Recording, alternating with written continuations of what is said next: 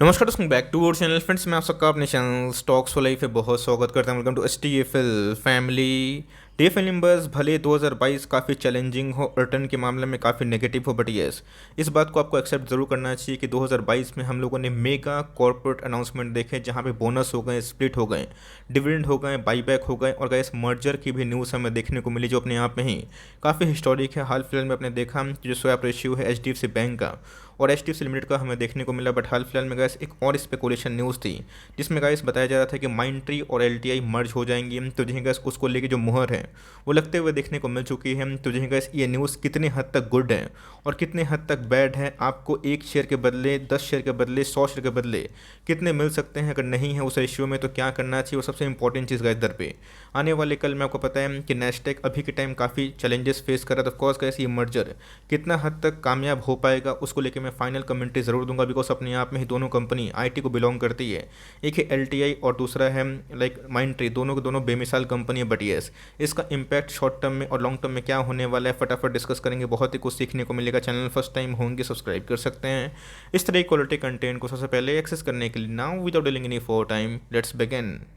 काफ़ी शॉकिंग हमें न्यूज़ देखने को मिली, और गैस इस न्यूज़ का अनुमान मार्केट को पहले भी था, लेकिन यस इससे आप एक चीज़ समझ सकते हैं कि एचडीएफसी बैंक और एचडीएफसी लिमिटेड में गैस कोई भी न्यूज़ लीक नहीं हुई थी, कोई स्पेकुलेशन नहीं आया था, और अचानक से हमें सुबह के दिन ही ये न्यूज़ देखने को मिली थी। तब कौन से सब समझ सकते हैं कि एचडीएफसी बैंक और लिमिटेड का जो कॉर्पोरेट गवर्नेंस है कितना मजबूत है। बट इसी बीच में गैस एलटीआई की बात की जाए, माइंट्री की बात की जाए, फाइनली गैस एक एंटिटी बनेंगे और इसका फ़ायदा सुनिए। सबसे पहले गैस ये इंडिया की जो टॉप 5 कंपनी है उसमें समा जाएगी, और गैस अगर आप देखें इंडिया लार्जेस्ट आईटी प्रोवाइडर हमें देखने को मिलेगी जो 5th नंबर पे आएगी। तो जिन्हें सबको अच्छे से पता है, टीसीएस की बात की जाए, इन्फोसिस की बात की जाए, एचसीएल टेक की बात की जाए, विप्रो की बात की जाए, उसके बाद हमें इनका नाम देखने को ज़रूर मिल जाएगा। तो जिन्हें से अपने आप में जो लॉन्ग टर्म इन्वेस्टमेंट का जो थ्योरी है उसको काफ़ी हद तक प्रॉमिसिंग करता है। रीज़न भी साफ है, बिकॉज गाइस माइंट्री के जितने भी क्लाइंट हैं वो धीरे धीरे गाइस एलटीआई ही उसको मैनेज करेगा, जहाँ पे दो अलग अलग एंटिटी बनने की कोई ज़रूरत नहीं है। बिकॉज आपको पता है कि एलटीआई ही प्रोमोटर ग्रुप है किसका, माइंट्री का। आपको इसी तरह पे एक सवाल और भी आता है,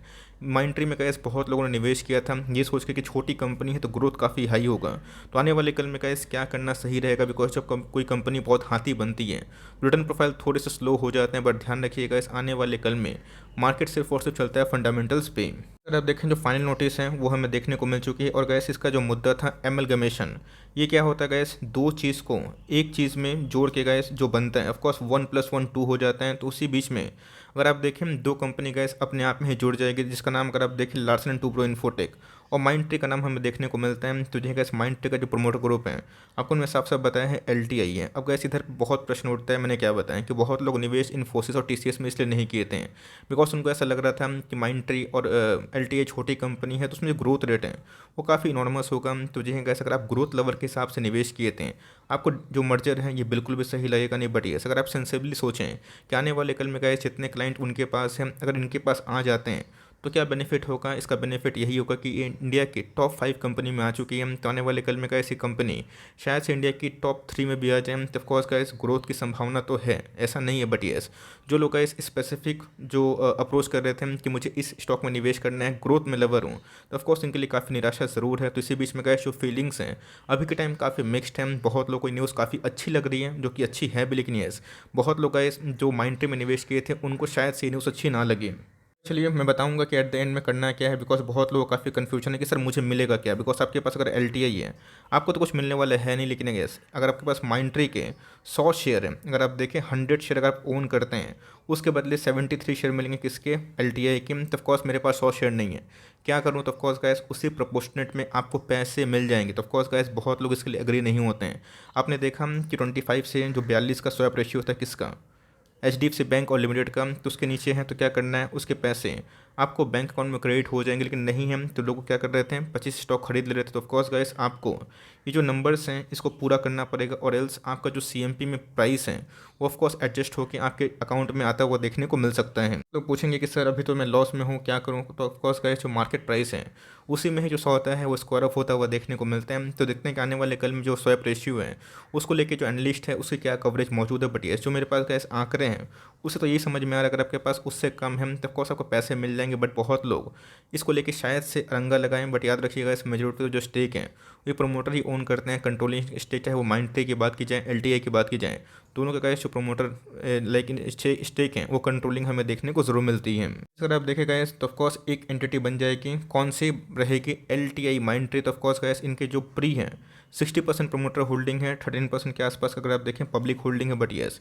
एक बार गाइस इफेक्टिव अगर होता है तो 74% के आसपास प्रमोटर ओन करेंगे और 25% के आसपास ही पब्लिक का ओनरशिप हमें देखने को मिलेगा। तो देखिए गाइस वीडियो को पॉज करिए और बताइए कमेंट बॉक्स में आपको ये न्यूज़ कैसी लगी, आपकी फेवर में है या फिर नहीं। ऑल्दो मैं एक ही कमेंट देना चाहूँगा कि माइंडट्री की बात की जाए या फिर एलटीआई की बात की जाए, दोनों के दोनों फंडामेंटली टॉप क्लास कंपनी है। नैस्डैक में जो करेक्शन हो रहा है, इंडियन आईटी स्टॉक्स में जो करेक्शन हो रहा है, तो ऑफकोर्स गाइस उसका सेंटीमेंट अभी के टाइम में खराब है। बट यस लॉन्ग टर्म अगर आप सोचते हैं कि आईटी का बिजनेस कैसे ग्रो हो सकता है, जो मुझे लगता है कि इंडिया के डेमोग्राफी में ये बहुत ग्रो हो सकता है। बिकॉज अभी भी गाइस बहुत सारे ऑफलाइन बिजनेस हैं जिनको ऑनलाइन में कन्वर्ट करना है और उसके पीछे आपको अच्छे से पता है कि जो सर्विस प्रोवाइडर है वो हमें आईटी देखने को जरूर मिलती है। मैंने आपको क्या बताया कि मार्केट में कभी भी मेगा मर्जर की न्यूज़ होती है, डीमर्जर की न्यूज़ होती है तो मार्केट एक सेंटीमेंट होता है। आपने देखा कि पिछले कुछ समय से एलटीआई में एक रफ्तार से गिरावट हमें देखने को मिली। तब ऑफकोर्स गाइस मार्केट के जो बड़े प्लेयर्स हैं उनको पहले से ये बात मुझे लगता है कि शायद से पता है या फिर हो ही सकती है, इसलिए गाइस एलटीआई में हमें पिछले कुछ समय से अच्छी खासी फॉल देखने को मिल चुकी है। एलटीआई की बात की जाए 7.5 का स्टॉक हुआ करता था, अभी के टाइम अगर आप देखें गिर के 4500 के आसपास हो चुका है। तो गैस ये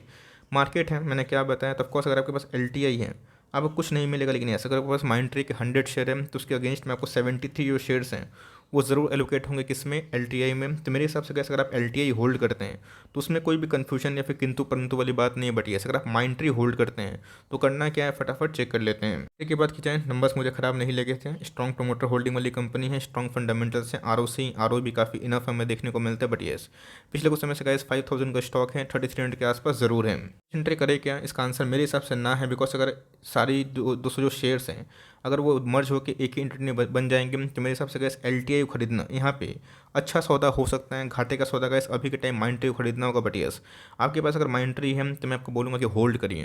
बिकॉज अगर आप हाई प्राइस में लिए भी हैं तो आप कुछ कर सकते नहीं है। बट यस अगर आप चाहें तो उसको 100 शेयर कर सकते हैं। अगर आपके पास कैपेबिलिटी है इतना बड़ा जो अमाउंट का तो ऑफकोर्स गैस आप उसको पूरा करके शायद से जो स्वैप रेशियो है उसका बेनिफिट उठा सकते हैं। बहुत लोग जो रिटेल इन्वेस्टर है शायद उनके पास कैपेबिलिटी 100 स्टॉक की ना हो। बट मेरे आपको सलाह होगी कि लॉस में ना बेचें। अगर आपको एक बाउंस मिलता है आप निकलने का सोच सकते हैं। बट यस मैं लॉस में बेचने की राय आपको नहीं दूंगा बिकॉज कंपनी खराब नहीं है। अब देखते हैं गैस की जो इनिशियल स्वैप रेशियो है आने वाले कल में क्या पिक्चर क्लैरिटी है वो हमें देखने को मिलती है। इस वीडियो को वाइंड अप करने से पहले एक ही बात बोलूँगा कि ये जो न्यूज़ है अपने आप में ही मिक्स्ड मुझे देखने को मिलती है। अगर आप लॉन्ग टर्म पर्सपेक्टिव से देखें कि चलो भाई इंडिया की टॉप 5 कंपनी में आ जाएगी, बहुत अच्छी बात है, बहुत ही धमाकेदार न्यूज़ ऑफ कोर्स। उस सेंस में अगर आप देखें तो बहुत पॉजिटिव बात है बिकॉज ये एक हाथी एलिफेंट बन जाएगा। बट अगर आप मैंने क्या बताया कि मिड कैप लेवल होकर ये सोच रहे थे कि आने वाले कल में माइंडट्री, विप्रो बनेगा, टीसीएस बनेगा, इन्फोसिस बनेगा, उस सेंस में थोड़ा डिसअपॉइंटिंग है। तो मेरे हिसाब से गैस अभी के टाइम जो फ्री फॉल हुआ है नैस्डैक में और आईटी में ये मूव करने की मुझे जहाँ तक ऐसा लगता है जो मेरा पर्सनल ओपिनियन है ये करने की आवश्यकता नहीं थी। अगर उनको करना होता तो ऑफकोर्स ऑल टाइम हाई पे था तभी करने की समझदारी होती थी। ऑफकोर्स गैस अब ये क्यों हुआ कैसे हुआ तो इसका जो मैनेजमेंट है वही जाने। बट मेरे हिसाब से गैस लॉन्ग टर्म के लिए ख़राब बहुत नहीं है। बट यस जिन्होंने गैस इंडिविजुअल वे से इसको लिया था उनको काफ़ी दुख हो सकता है। आपका क्या व्यू है गैस? जेन्युइनली मैं जानना चाहूँगा कि आप इस मर्जर को लेके क्या सोचते हैं। आई होप मेरा एफर्ट आपको अच्छा लगा। कोई अदर कन्फ्यूजन है तो कमेंट बॉक्स में ज़रूर ड्रॉप कर सकते हैं। अगर वीडियो सही लगी तो एक लाइक कर दीजिएगा। चैनल फर्स्ट टाइम होंगे तो याद से सब्सक्राइब करना ना भूलिएगा। फर्दर कोई डाउट है ज़रूर ड्रॉप कर सकते हैं और कुछ और रिव्यू चाहिए उसका भी नाम ड्रॉप करना ना भूलिएगा। I would love to make a video on your demand. Guys मिलते हैं जल्दी ही, तब तक के लिए bye. Thanks for listening friends, God bless you all.